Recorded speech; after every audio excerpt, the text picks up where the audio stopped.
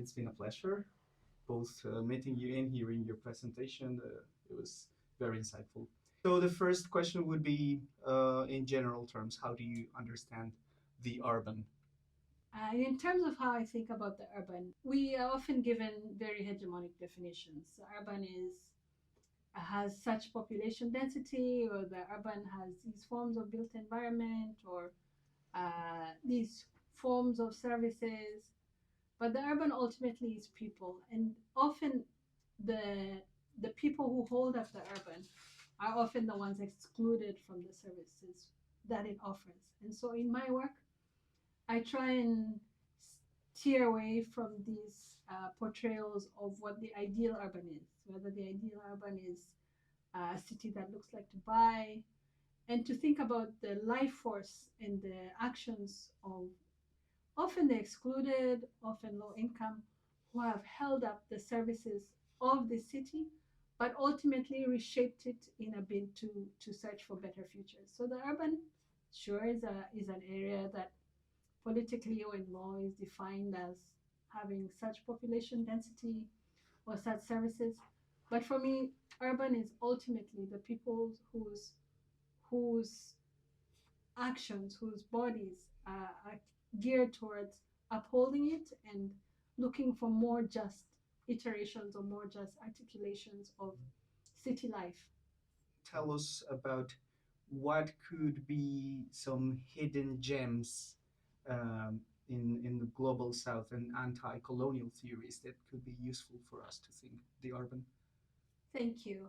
First, I'll say ultimately, it's for me what's most inspiring when I think about anti-coloniality is the everyday expressions of people who may not have names that we know of or faces that we know of, who are missing from the archives, who are missing from our histories of the city, but have everyday actions that stem the tide of coloniality, whether it's through disobeying laws or through demanding their space, demanding that they live in the city that they were not meant to be.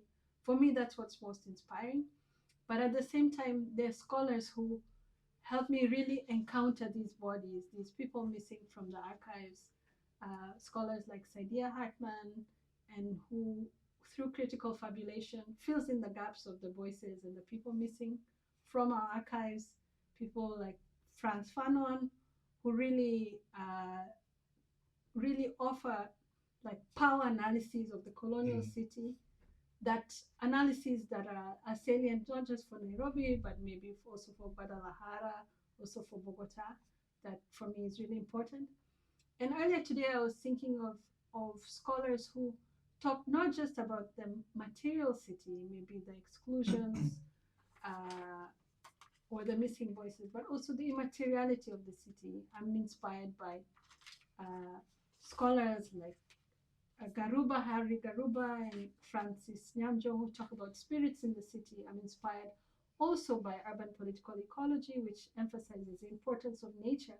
But then Harry Garuba and Nyamjo locate that more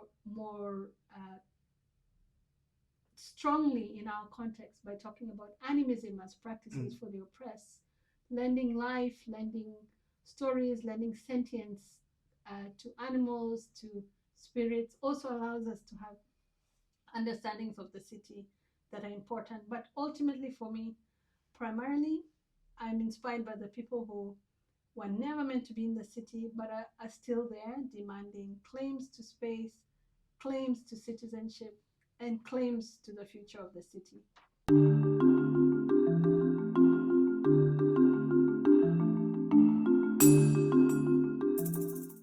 Thanks, Mateo.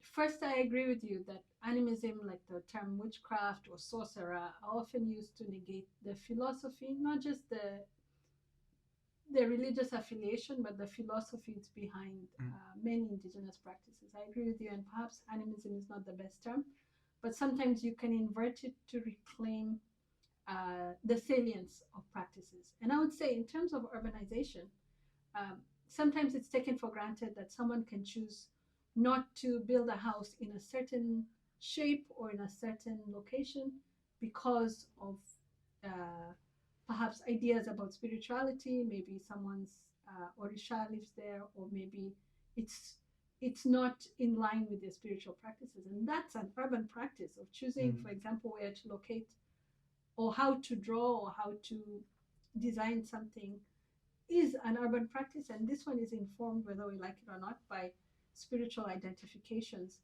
Often we just attribute city building to a master plan, which some technical bureaucrat is going to sit and draw. Hopefully it would have been informed by participation, but we attribute city making to people in a very technical manner without thinking of the experiences that they bring to bear, the spirits they bring to bear, the nature that's there as well. And so I would be curious to know how city building has proceeded in this area and what indigenous ideas or belongings have been infused in these ideas of laying out the city and conceiving what the city is.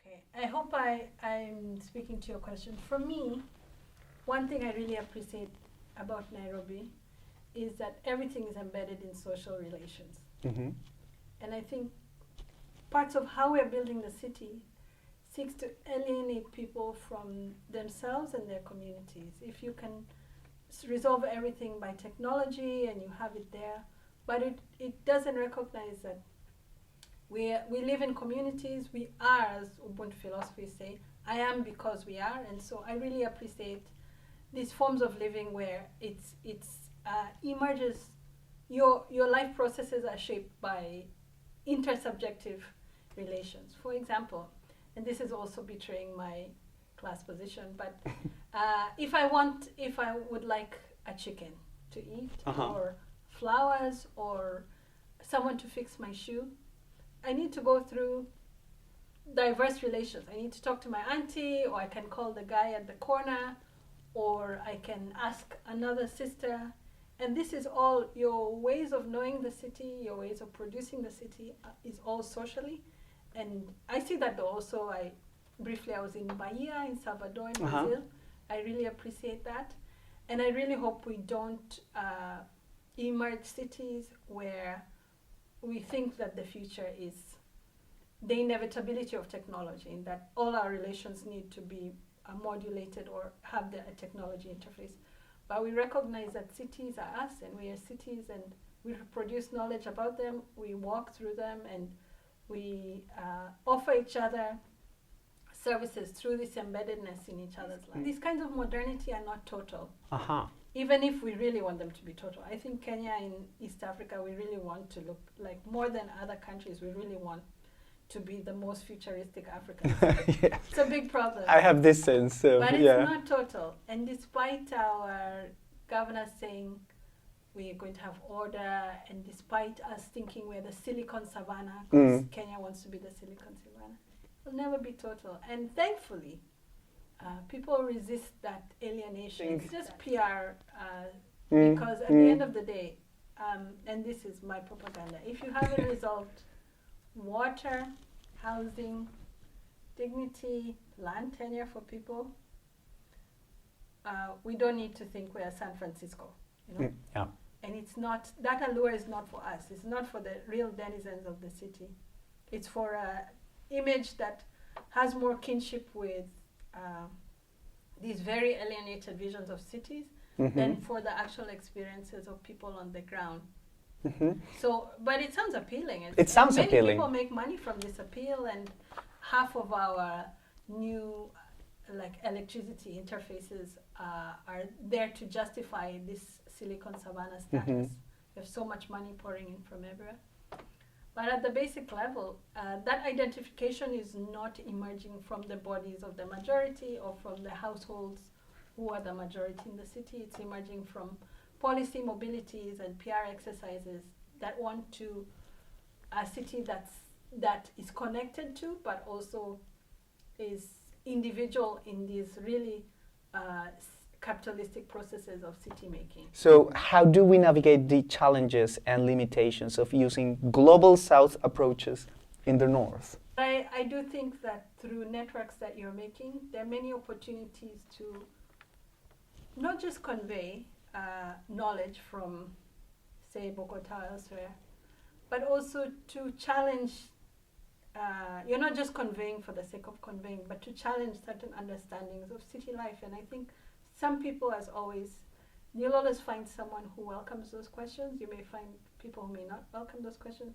But I don't know if you can tell me, even in Bogota, people may, even like in Nairobi, people may not be receptive to my discussions of the city. Totally. As a Totally. colonial city, as a white supremacist city, as a city that wants to kill the poor, the majority. I don't think many people would be really receptive to that. But I do know that that challenge is probably harder here, where certain knowledges are taken for granted, and it's knowledges that are internalized in bodies. Whereas in Nairobi, it's not just the hegemonic city ideal that's internalized in the body, it's the recognition that I need a chicken and a live goat in my yard. And even if my books tell me that the only way to plan a city is the garden city model, I know internally there's another possibility. And so perhaps this can be more, maybe some allowance there, even if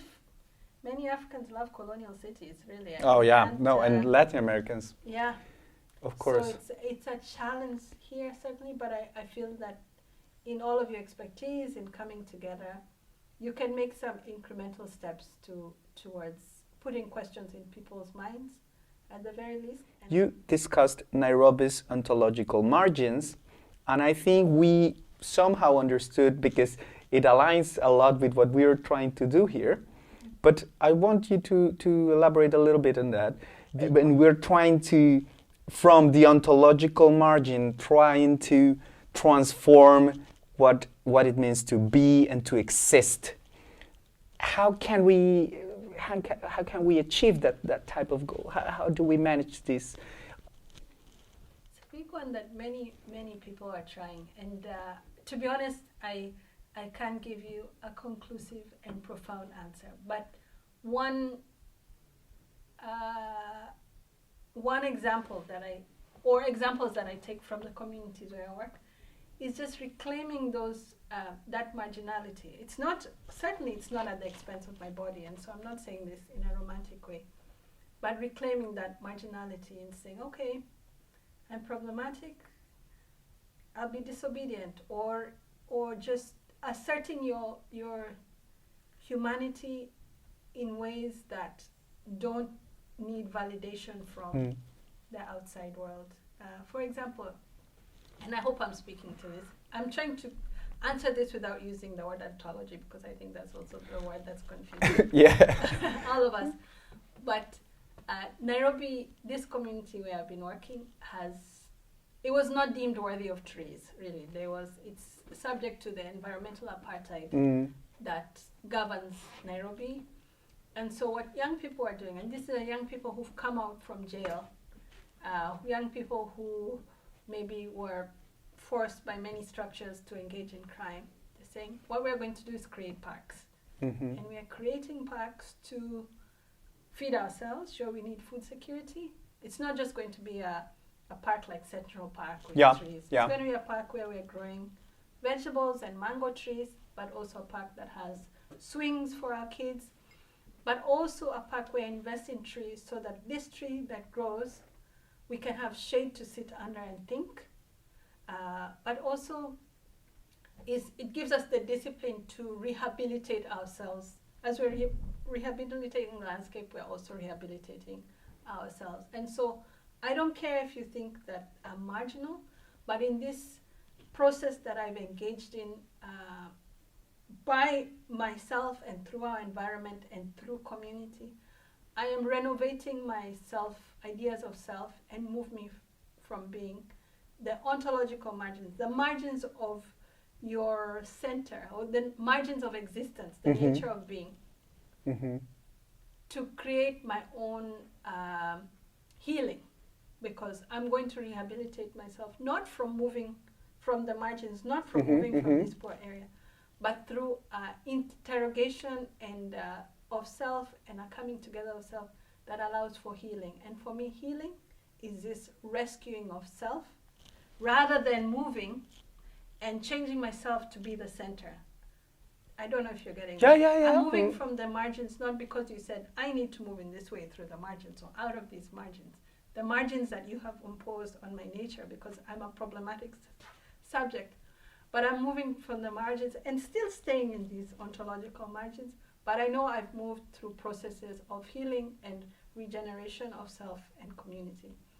And for me, that's really, I don't know if I can, it's not my experience, but as an outsider, I'm really inspired by that, because the goal is not to say that my location is bad and I need to move to your location. Mm-hmm. The goal is to say, you put me on the margins and I'm okay with these margins, and you can deal with your center, because ultimately when I've healed myself, and collectively, these margins are, even you will know that these margins are not the margins. Mm-hmm. Even you will Mm-hmm. know that there are many centers here that can be replenished and you can draw from. And I feel like I've talked so much. But why I use ontological margins is because it's really geographically, it's not the margins. It comes from, it's really imperial notions of what a city should be, what a subject should be, what a city subject should be, what an African is, and trying to recognize the power structures that create those margins that say that this is your nature. Ontologically, you're barely human. You're a relic of humanity. And that comes with space. That's tied to space. But also recognizing that remedying that ontological deficit in your being is not, we don't care about moving to your center anymore. We care about healing ourselves and healing our communities. And you can, and you'll perpetually call us the margins, even if we're not on the margins. It's because of the very nature of our being. But we don't need your center. We'll heal ourselves, and that's more important than being the kind of subject that you want us to be.